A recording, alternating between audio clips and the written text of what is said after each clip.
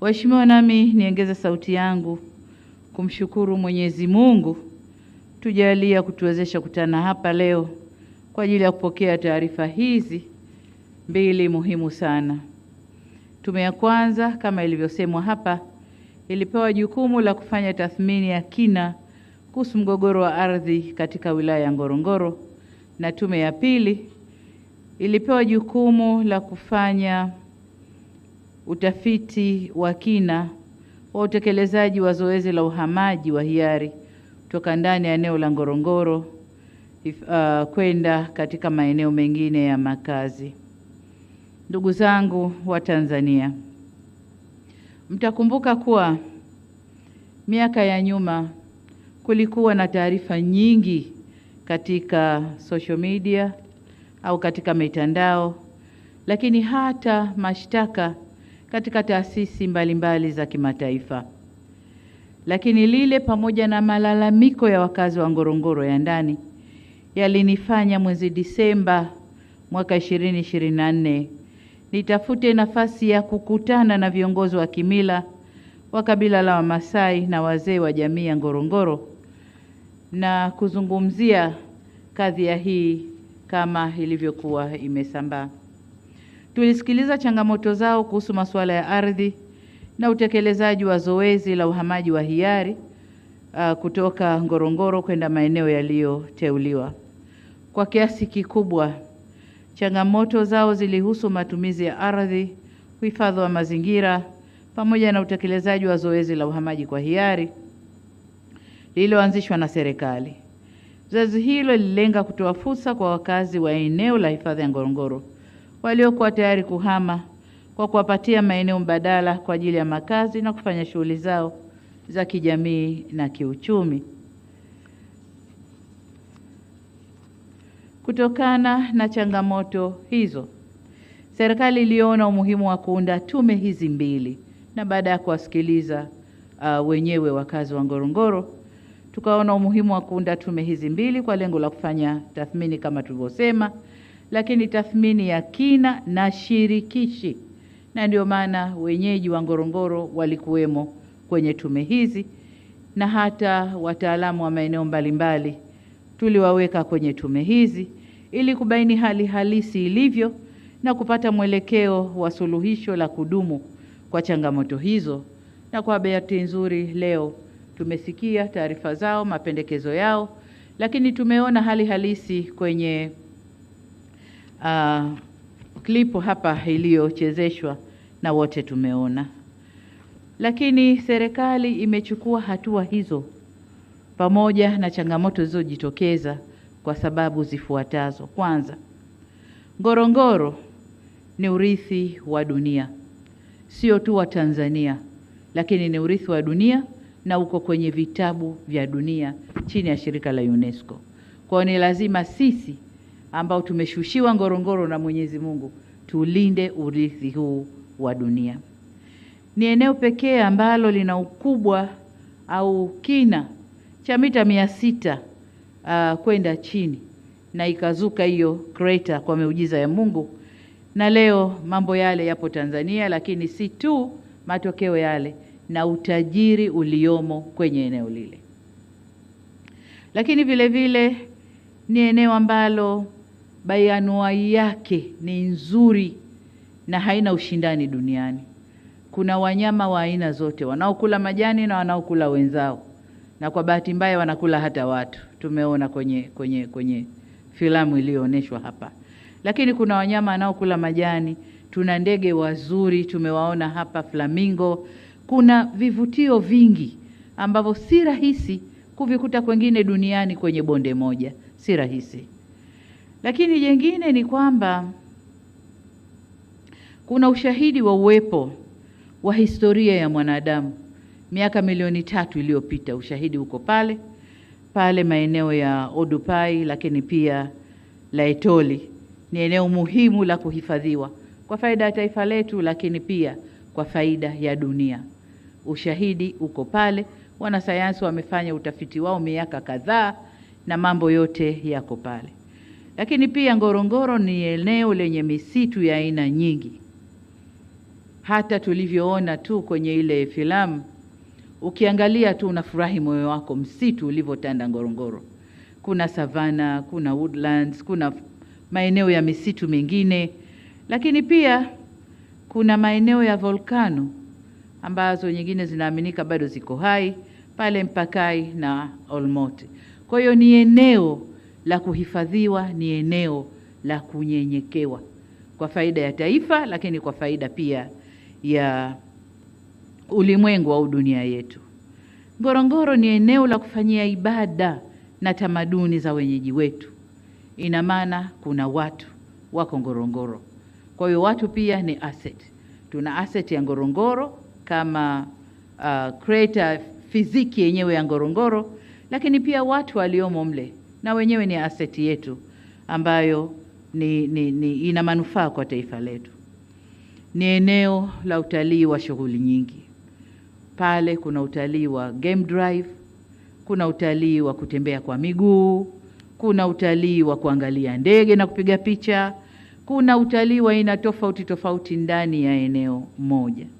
Sasa kutokana na umuhimu wa eneo hilo, kuna mchanganyiko wa shughuli za watu, binadamu ambao ni aseti yetu na mifugo yao, lakini pia ule urithi wa ulimwengu ndani ya eneo lile. Sasa kwenye filamu wamesema tuko kwenye crossroad.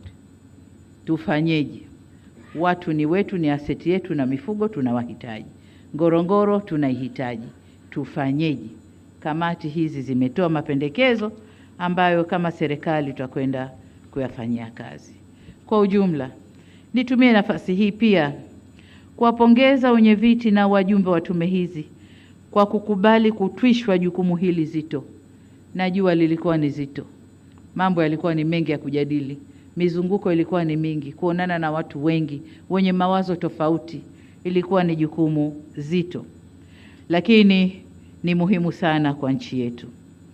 Niwapongeze kwa kazi kubwa na ya kizalendo mlioifanya kwa bidii, uadilifu na weledi ili kutimiza jukumu mlilopewa. Waheshimiwa wenyeviti wa tume na ndugu wajumbe, nimesikiliza kwa kina taarifa za tume zote mbili na kutazama makala ya video iliyoandaliwa ambayo imeonyesha hali halisi ya maeneo mliyoyatembelea. Kimsingi, taarifa za tume zimeonyesha umuhimu wa kulinda mfumo ekolojia unayounganisha eneo la hifadhi ya Ngorongoro, pori la akiba Pololeti na maeneo ya Ziwa Natron. Haya maeneo ni maeneo muhimu sana sana kwa nchi yetu. Mbali ya mambo yaliyoonyeshwa hapa na yaliyozungumzwa, kuna vitu sasa tunaanza kujua viko kwenye maeneo yale na ni muhimu kwa taifa letu. Kuna madini yanayotafutwa ulimwenguni yako kwenye maeneo hayo. Kwa hiyo ni maeneo ya kuyalinda, ni maeneo muhimu kwa taifa letu. Sote tutakubaliana kwamba huu ni mfumo muhimu na wa kipekee kwa ajili ya uhifadhi endelevu wa maeneo haya kwa manufaa ya taifa, lakini pia dunia kwa ujumla. Taarifa hizi pia zimetupa taswira halisi ya changamoto za utekelezaji wa zoezi la uhamaji wa hiari kwa wakazi wa eneo la hifadhi ya Ngorongoro kwenda Msomero, Kitwaibi, Saunyi na maeneo mengine. Nasi tumezisikia changamoto, tumesikia kwamba serikali tulifanya zoezi kwa nia njema, lakini tulikosea baadhi ya maeneo. Na hayo ndio maeneo ya sasa kukaa na kutafakari na kurekebisha. Kwa hiyo tutaendelea na hilo zoezi, lakini baada ya kurekebisha. Ni matumaini yangu na ya Watanzania kuwa mapendekezo yaliyomo katika ripoti hizi ambayo yamekwenda kwenye maeneo ya kisera, kisheria, kiuchumi na kijamii ambayo serikali tumeshayapokea, tutakwenda kuyafanyia kazi, yatatuongoza katika kupata namna bora ya kushughulikia swala hili muhimu kwa maslahi ya wananchi na taifa kwa ujumla.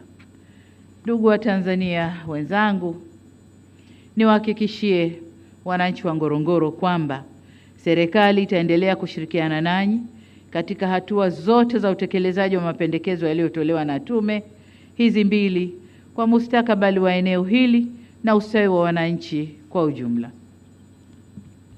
Kwa ujumla niseme kwamba serikali imepokea mapendekezo yaliyowasilishwa na tume, tutayafanyia kazi ipasavyo.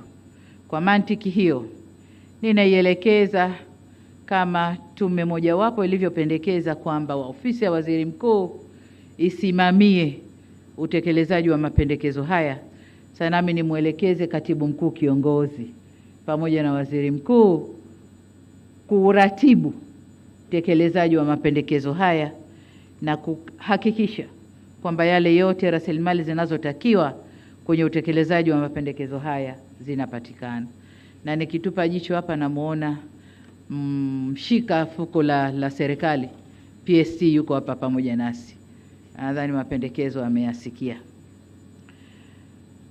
Ndugu zangu, ninatambua kwamba mchakato wa utekelezaji wa baadhi ya mapendekezo yaliyotolewa na tume unaweza kuibua maoni tofauti katika jamii, lakini pia taasisi nyingine ambazo wana interest au wanafaidika na uwepo wa Ngorongoro na maeneo yake, unaweza ukaleta maoni tofauti. Ni waombe wa Tanzania wenzangu kulipa kipaumbele suala la uendelevu wa eneo la hifadhi ya Ngorongoro na maeneo mengine ya hifadhi. Ngorongoro ni almasi yetu Tanzania, ni mali yetu Tanzania, lakini pia ni urithi wa dunia. Wale wote wanaoleta maneno kwa faida zao, kwa wanayoyaona wao, sisi Ngorongoro Mungu ameishusha kwetu Tanzania. Kwa hiyo ni yetu wa Tanzania, lakini ni urithi wa dunia papo hapo. Hatuna budi kuienzi tunu hii ambayo Mwenyezi Mungu ametujalia. Kwa umoja wetu, tunao wajibu wa kulinda na kuyahifadhi maeneo haya kwa mustakabali wa maslahi ya wenyeji wa eneo hilo, lakini pia mustakabali wa taifa letu na dunia kwa ujumla.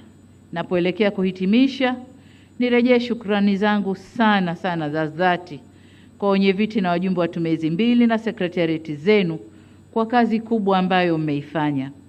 Kazi zenu zimeweka msingi muhimu wa maamuzi ya serikali katika kushughulikia suala hili muhimu kwa taifa. Na hichi kilichofanyika ndiyo wanasema nini? Uongozi wa watu kwa ajili ya watu. Kama kuna malalamiko ya watu, natumia watu wenyewe wa Tanzania. Nendeni katizameni na tukubaliane nini tunafanya. Huko miaka ya nyuma zingetoka pesa nyingi kutafuta kamati za ushauri kutoka nje, mabingwa.